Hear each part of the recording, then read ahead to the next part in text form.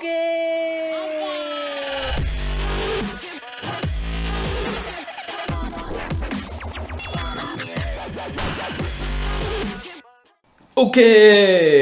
so if you miss me, right, okay lah, I posted a little bit lesser and I didn't release a video last weekend.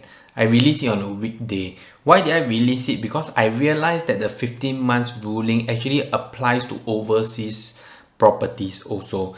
Meaning that, okay, I'm going to explain this again if you missed that video very fast, okay? If you have an overseas property, regardless whether you are PR or Singaporean, you need to sell the overseas property away. Then 15 months later, then you can buy HDB.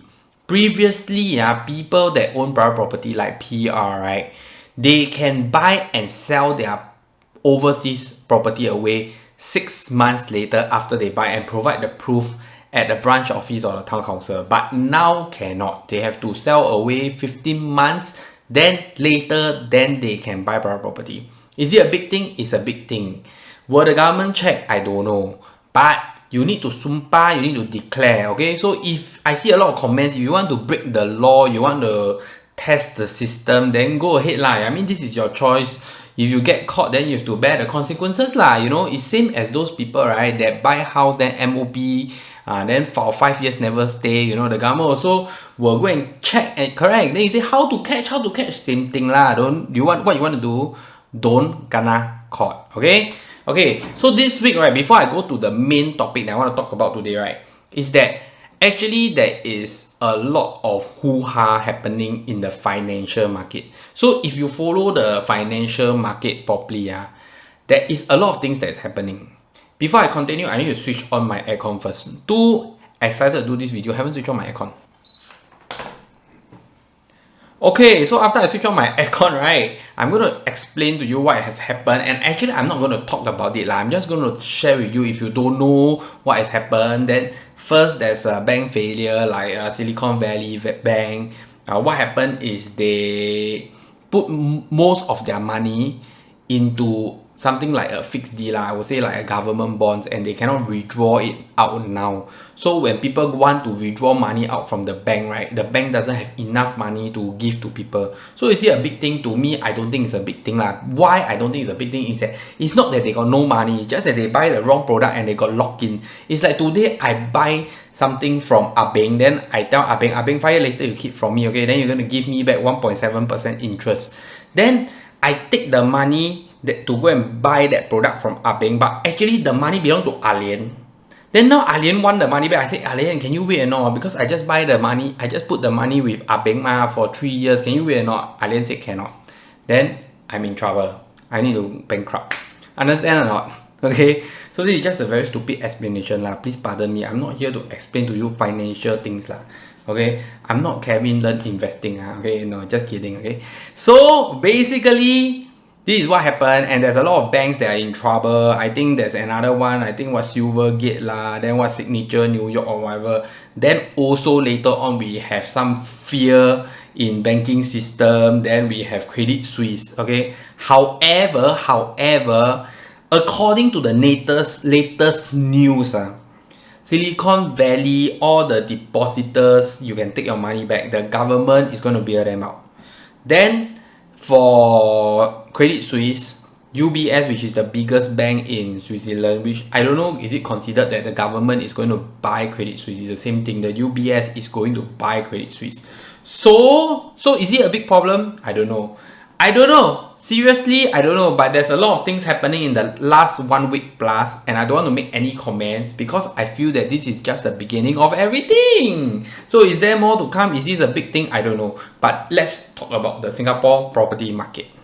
Okay, so that's what you're for, right? That's what you come to my channel for. You come to my channel, right, to talk about Singapore property market, not about financial news. You talk about financial news, you can go to other channels, okay? So number one I want to talk about is that recently I saw a newspaper article that writes about this. Actually, I wanted to comment this for quite some time lah, but I didn't. Then I saw the newspaper article start to comment about this. However, the newspaper article that comment about this is more like how to say I don't know lah. I don't know why did they start writing about this. Did they get some news or whatever? Okay, but they say reality check for landlord as rent may have peaked, viewing force.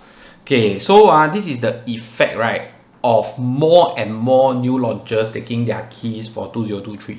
I don't know if you follow my video, but I did say that there will be more and more new launchers that's going to take their keys, like Jadescape lah, then even Treasures at Tampines may take their keys. Then you have Daintree, Verdell, all these people, they are all taking their keys this year.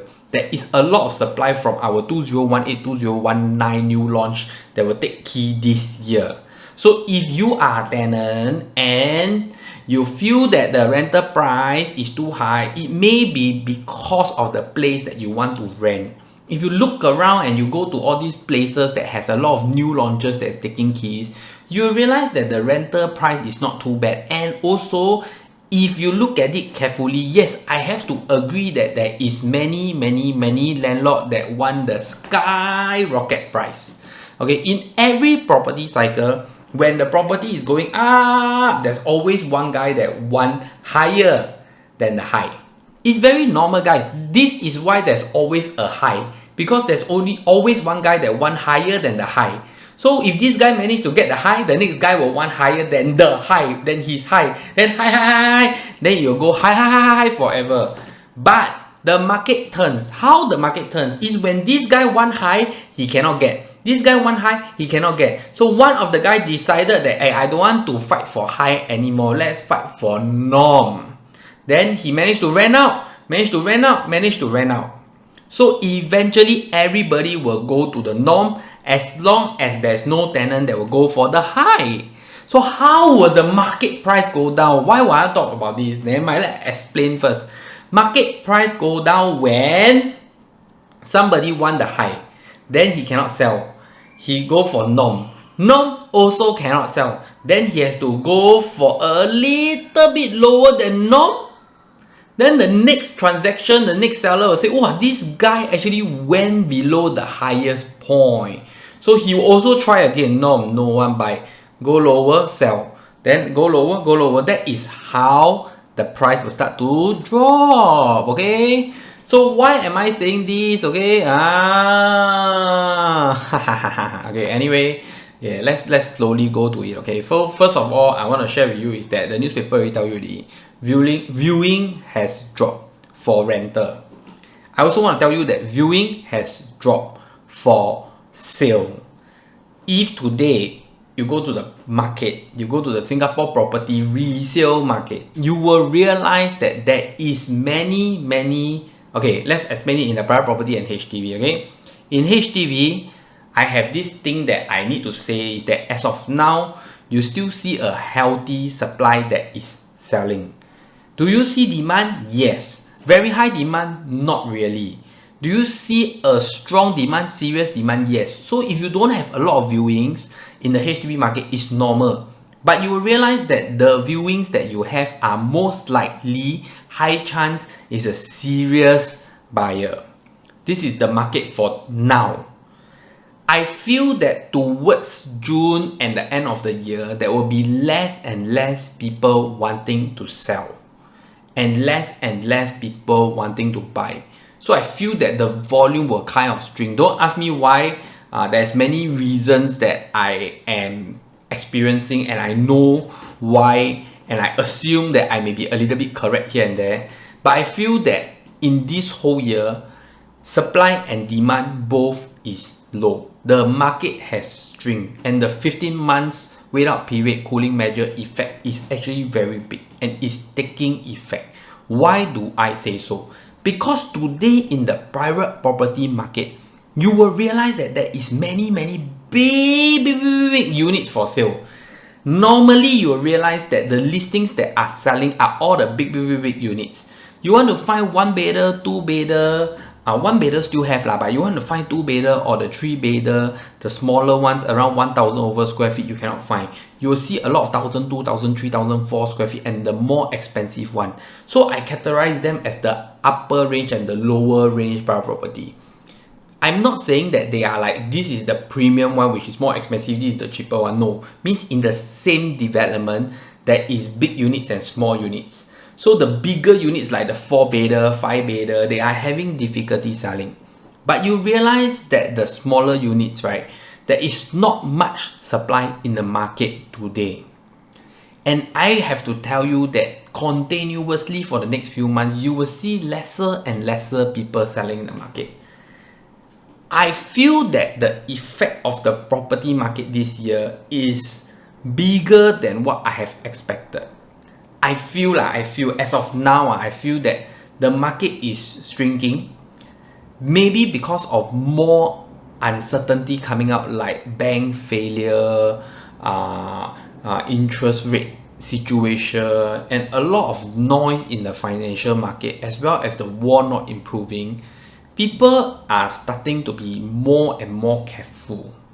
And also people are going for holidays.